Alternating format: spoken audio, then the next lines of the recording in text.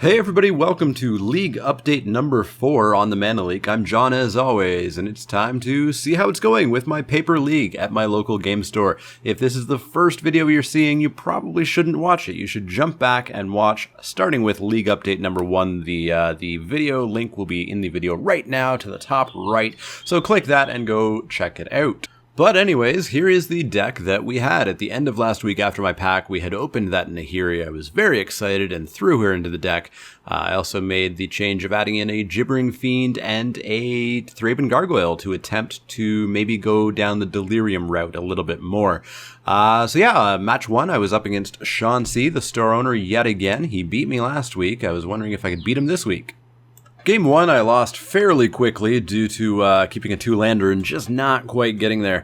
Game 2, Nahiri came out for the very first time, and she did a huge amount of work, removing 2 always watchings from Sean's side of the field, and just eventually shutting the game down and giving me the victory. I won by searching up an elusive Tormentor and then just getting in for 4 unblockable for a couple of turns. Game 3, I ended up stuck on a single mountain. I got a witch attached to me, and it just slowly whittled me down to nothing, and I was down a game, unfortunately. Sean, by the way, was playing black-white still. Moving on, I went up against Jonathan E. He was playing blue-white. He has opened an Avacyn, one of 2 Avacins in the current league. I can't quite recall who has the second one, but I haven't had to play against either, so that's pretty good. Game 1 was a bit of a slow start for me, but eventually I got both Sorin and Nahiri out at the same time, and that obviously took the game over pretty handily.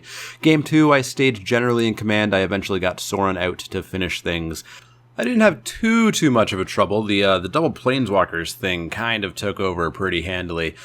He did manage to get Avacyn down in the second game. However, very flavorfully, Sorin immediately killed her, and that was the end of that. So I finished that up, and I was 1 for 1 for the week. Jonathan hadn't been to the store in a week, so he was behind on matches and behind on trades, so we took a bit of time after match 2 to discuss some trades.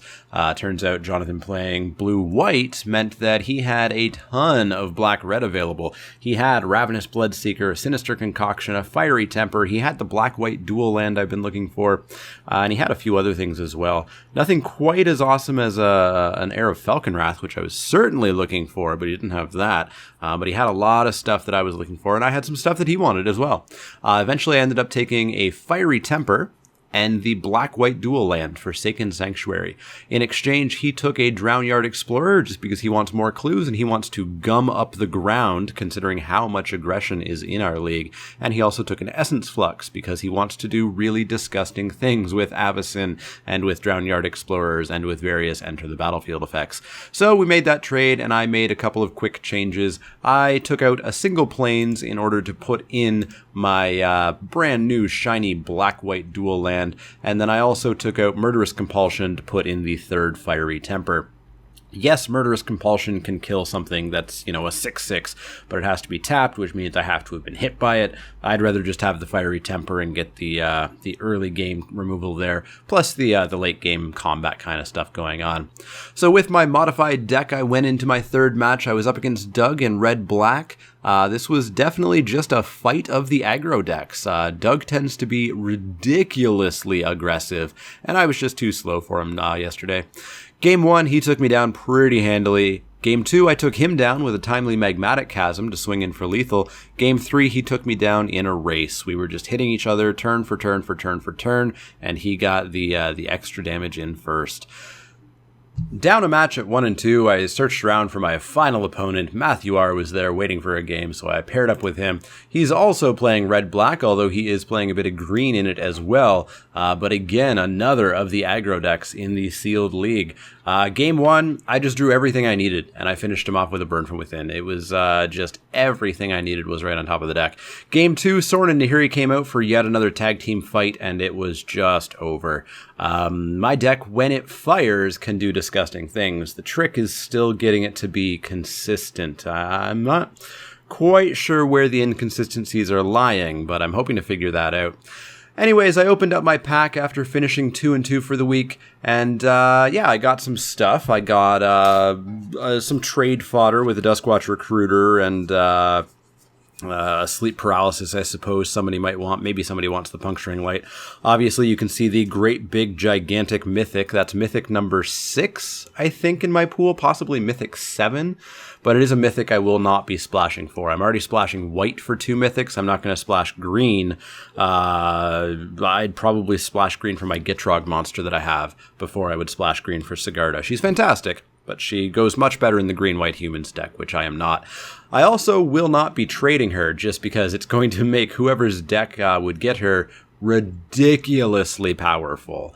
I don't hate draft in drafts, but I will stop people from getting just a ridiculously powerful mythic. There's very little that I would ever consider trading her for. Giving somebody else that power would just be bad news. As far as my deck goes, there's not too much that I'm really excited about here. Spiteful Motives is great in draft and in sealed, but the pools have gotten so big and the decks have gotten so much better that I just don't think there's a place for Spiteful Motives in my deck anymore. Ravenous Bloodseeker, though, I definitely think there is a place there. I'd probably prefer an Heir of Falconwrath, but I'm fine with the Ravenous Bloodseeker. It's a 1/3, which means it is going to stop some of the aggressive decks a little bit. And if I get an opening, I can turn this into a 3/1 and become very aggressive myself. Obviously, combos very well with the 3 Fiery Tempers that I have and the Blood Mad Vampire. And I should be able to just get a whole bunch of damage in there. So I am going to cut out that Vampire Noble that I had sitting in there that was really just the epitome of filler for this Ravenous Bloodseeker. And this is what the deck's going to look like going into next week. Hopefully, continuing to lower my curve will get me there.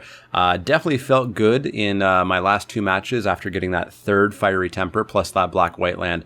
So I think it'll be okay. I should be able to at least go 50% win rate through the rest of the league, but we'll see. So here's the standings at the end of week 3. There's a whole lot of stability really going on this week. The bottom has not changed really at all. The top 2 did not change at all. Laura jumped up a few spots, knocking a bunch of us down by 1. And I'm sitting there at 6th, which is still fine. I'm actually only about 5 wins away from securing a top 10 spot. Historically, you've needed about 45 points in order to make the playoffs. And 5 wins is all I would need. And I've got a dozen matches ahead of me. So that's a pretty bad win rate for me to miss the playoffs. I may not have a good seeding, but I should be in the playoffs regardless of what happens. But I'm really going to try for that top seeding just because there's some bonuses that you get in the playoffs by being top seeded. I'm not sure if I'll be able to get there, but I will certainly try. So that's going to wrap it up for League Update number 4. We are now entering the second half of the league. That means that all of the unused trade points are wiped away. Hopefully everybody got their trades in, and everybody gets 6 more trade points, so I can start looking for some mythics or some rares or some stuff that might help my deck be better, and I will very actively be doing that, and I certainly do have some trade fodder with that Duskwatch Recruiter and some other things. Hopefully you guys are enjoying these updates. You can always let me know what you think of my deck down in the comments below. There is a link in the show notes that will show you my entire current pool, so you can take a look there. As always, if you have any questions, comments, or suggestions, you can find me on Twitter at The Mana Leek. That's Leek, like the vegetable, not the card. And you can also find me on Facebook at facebook.com/TheManaLeek, as well as on Twitch at twitch.tv/The Mana Leek. You've already found me here in YouTube. Please make use of that comment section down below. If you enjoy my videos, click that little thumbs up icon and subscribe so that you can keep up to date on all the latest videos as they get posted. But as always, if you have any questions, comments, or suggestions, let me know. Otherwise, see y'all next time.